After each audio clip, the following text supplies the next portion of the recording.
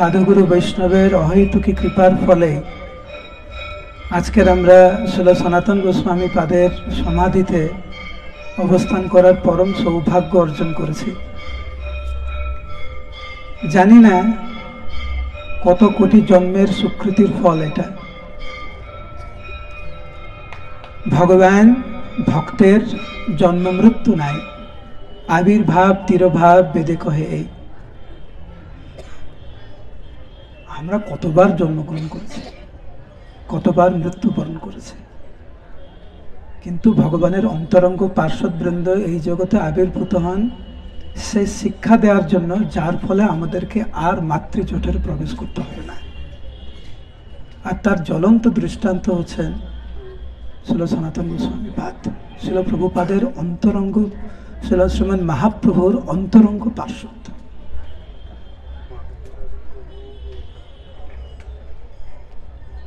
মানসী গঙ্গাতে, গঙ্গার তীরে সনাতন গোস্বামী পাদ দেহত্যাগ করেছেন এবং এইখানে এসে ওনার পূর্ণ সমাধি হলো। শুধু একটি বিষয় আমরা এখন আলোচনা করব খুব সংক্ষেপে,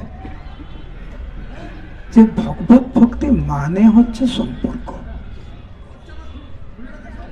যার সাথে ভগবানের সম্পর্ক ভালো, যার সাথে ভক্তদের সম্পর্ক ভালো, যার সাথে নামের সম্পর্ক ভালো, কেবলমাত্র তারাই ভক্তি জীবনে উন্নতি সাধন করতে পারে।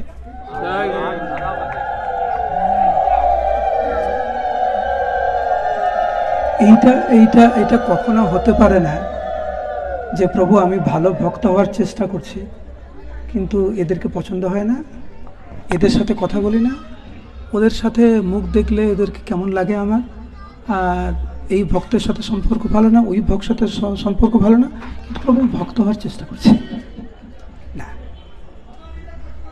ভালো ভক্ত মানে ভক্তদের সাথে ভালো সম্পর্ক, ভালো ভক্ত মানে নামের সাথে ভালো সম্পর্ক, এবং তার জ্বলন্ত দৃষ্টান্ত হচ্ছে শ্রীল সনাতন গোস্বামী পাদ।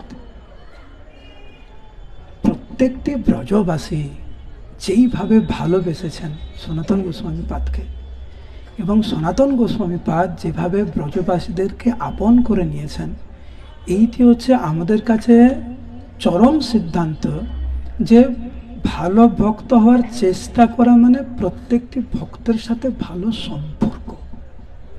আপনারা আশ্রয় ক্যাম্পে এসেছেন, আশ্রয় ক্যাম্পের পরে এইটা হওয়া উচিত যে আপনার সাথে সবার সম্পর্ক আশ্রয় ক্যাম্পের আগে যেমন ছিল, আশ্রয় ক্যাম্পের পরে আরো ভালো হয়েছে। এইটা যদি হয়ে থাকে তাহলে বুঝবেন আশ্রয় ক্যাম্পের সার্থক হয়েছে। ভক্তি জীবন মানে হচ্ছে সম্পর্কের জীবন। সম্পর্ক ছাড়া, ভক্তের সাথে সম্পর্ক ছাড়া, নামের সাথে সম্পর্ক ছাড়া, ধামের সাথে সম্পর্ক ছাড়া কিরকম ভক্ত? তো ভক্তি রত্না করে সনাতন গোস্বামী পাদের ব্রজবাসীদের সাথে কেমন সম্পর্ক ছিল তার সুন্দর বিবরণ। আমি শুধু কয়েকটা শ্লোক শুনে আপনাদেরকে পড়ে শোনাচ্ছি, আপনারা শ্রবণ করুন। বহু রত্ন লভ্য দরিদ্রের সুখ জয়ছে, সনাতনের দর্শনে সবার সুখ তৈছে। ব্রজবাসীদের সাথে সনাতন গোস্বামীর সম্পর্ক কেমন ছিল? ঠিক যেরকম একজন দরিদ্র হঠাৎ করে বহু রত্ন পেয়েছে, তার যেরকম আনন্দ হয়, প্রত্যেকটি ব্রজবাসী সনাতন গোস্বামীকে পেয়ে সেরকম আনন্দ। কিরকম ঘনীভূত সম্পর্ক।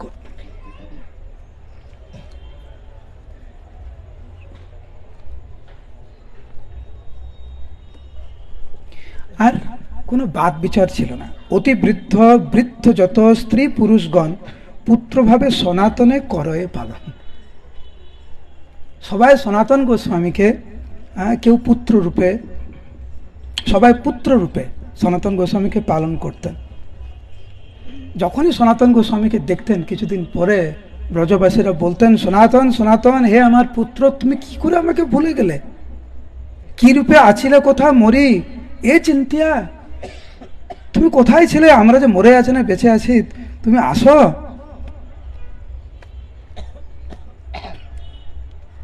স্ত্রী পুরুষ যুবা যার জন্ম যে গ্রামেতে, তা সবার ভাতৃভাব বিহ্বল স্নেহেতে। কেহ বলে ভ্রাতা তুমি আছিলা কেমনে, বুঝি মো সবার কভু না করিলে মনে। কেন ভ্রাতা মো সভার হইলা নির্দয়, ওইছে কত নহে নেত্রে অশ্রুধারা বয়। বালক বালিকা আসে চরণ স্পর্শিতে, করে নিবারণ সবে নারে নিবারিতে। কিছু দূরে রহিয়া গ্রামের বধূগণ, সংকোচিত হইয়া সবে করে দর্শন। এইভাবে বিভিন্ন ভাব নিয়ে, যেমন বধূরা মাতাজিরা কিভাবে সম্মান করেছেন, বালক বালিকারা কিভাবে সম্মান করেছেন, বৃদ্ধারা কিভাবে সনাতন গোস্বামীকে সম্মান করেছেন, ভক্তিরত্ন করে তো অপূর্ব বর্ণনা। এটাতে বোঝা যায় সনাতন গোস্বামীর ভক্তি জীবন কোন স্তরে ছিল এবং কিভাবে সনাতন গোস্বামী তাদেরকে আপন করে নিয়েছে। কি তার বর্ণনা শোনেন আপনারা, এক কথায় অকল্পনীয়। তো ব্রজবাসীরা সনাতন গোস্বামীকে কিরকম ভালোবাসতেন, আর প্রত্যুত্তরে সনাতন গোস্বামী পরম স্নেহে বসে সবে সর্ব প্রকারের মঙ্গল জিজ্ঞাসে। সবার সাথে কথা বলতেন, সবাইকে জিজ্ঞাসা করতেন কেমন আছেন, কার কেমন শরীর আছে, কার কয়টি ছেলে, কার কয়টি মেয়ে, কারোর বিয়ে হয়েছে কিনা, কেন বিয়ে হচ্ছে না, শুনে কেমন লাগছে। সনাতন গোস্বামী কেন এরকম প্রশ্ন করবে? কিন্তু দেখুন, কার কত কন্যা পুত্র বিবাহ কোথায়, কি নাম কাহার কইছে প্রবীণ নির্ভয়।